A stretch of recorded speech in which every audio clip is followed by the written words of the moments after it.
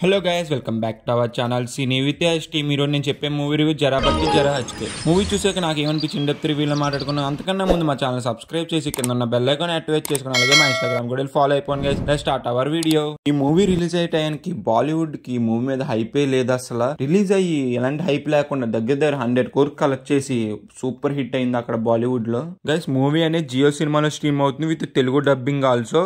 Movie run time కూడా వచ్చేంత అంటే 2 hours 5 minutes దాకా ఉండదు రన్ టైం అయితే. తెలుగు డబ్బింగ్ అనేది బాగున్నది కానీ ఆ క్యారెక్టర్ కి అయితే వాయిస్ అనేది సూట్ అవ్వలేదు. కొత్త వేరే వాళ్ళతో చెప్పించుంటే బాగుంది కానీ డబ్బింగ్ అనేది బాగున్నది కానీ వాయిస్ అనేది సూట్ అవ్వాలి ఆ క్యారెక్టర్ కి. Coming to the story line, Vicky Kaushal గారు సారా అలీ ఖాన్ గారు ఒక జాయింట్ ఫ్యామిలీలో ఉంటారు. వాళ్ళు ఒక రోజు ఇల్లు కొనుక్కోవాలనుకుంటారు. ఆ ఇల్లు అనేది చాలా ఇరుగ్గా పొడుకుంటా కూడా స్పేస్ ఉండదు. అప్పుడు ఒక ఇల్లు కొనుక్కోవాలనుకుని మధ్యలో ఒక గొడవ వద్ది. గొడవ అయ్యాక వీళ్ళ పెళ్ళి అనేది విడాకుల దాకా వెళ్తుంది. ఇలా విడాకులు తీసుకున్నారా లేదా, అసలు క్లైమాక్స్ లో ఏమైంది అనేది మొత్తం మూవీలో చూస్తారు. ఇంకా ఫైనల్ గా మూవీ చూసాక నాకేమనిపించింది అంటే మాత్రం నాకైతే డీసెంట్ అనిపించింది. కొన్ని సీన్స్ బాగున్నాయి, కొన్ని సీన్స్ అయితే డ్రాగ్ చేసినట్టు అనిపించింది.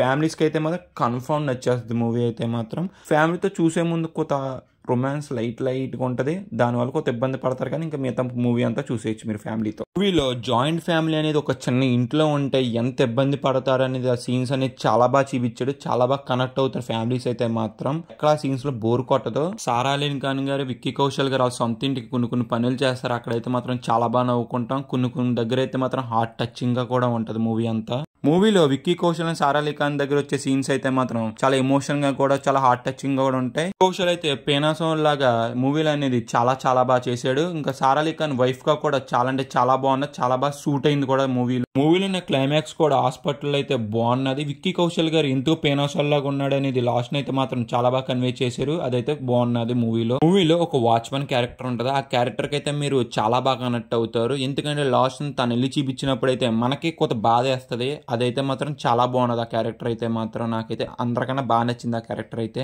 మూవీలో కొన్ని సీన్స్ అయితే మాత్రం డ్రాగ్ చేసినట్టు ఉంటది. అదైతే మాత్రం ఫ్యామిలీస్ కి అయితే మాత్రం కనెక్ట్ అవుద్ది. అదే మనకైతే మాత్రం ఇదేంటి ఎంత సాగతీస్తున్నాడైతే అనిపిస్తుంది మూవీలో. ఈ మూవీలో ఉన్న సాంగ్స్ అని ఎంత పెద్ద హిట్ అయినాయి మన అందరికీ తెలిసిందే.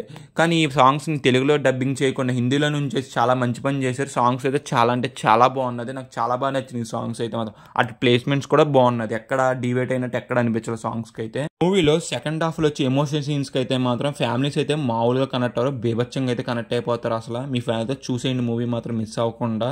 వాళ్ళైతే మాత్రం మామూలుగా కనెక్ట్ అవ్వరు. కమింగ్ టు ద పర్ఫార్మెన్సెస్, సారా అలీ ఖాన్ గారు, విక్కీ కౌశల్ గారు అయితే మాత్రం వైఫ్ అండ్ హస్బెండ్ గా అయితే చాలా బాగా చేశారు. ఇంకా వాచ్మెన్ గా చేసే క్యారెక్టర్ కూడా బాగా చేసింది. ఇంకా మిగతా వాళ్ళకున్న రోల్స్ D10 పర్ఫార్మెన్స్ ఇచ్చారు. ఇంకా background score and production values అన్ని చాలా బాగున్నాయి. ఇంకా ఓవరాల్ గా మేము ఇచ్చే రేటింగ్ ఎంత అంటే మాత్రం 3 out of 5 గా. వీడియో నచ్చితే మాత్రం లైక్ చేసి, షేర్ చేసి, సబ్స్క్రైబ్ చేసి, కింద ఉన్న బెల్ ఐకాన్ యాక్టివేట్ చేసుకుని అలాగే మా ఇన్స్టాగ్రామ్ కూడా ఫాలో అయిపోయింది. Bye guys, see in the next video. Jai Hind.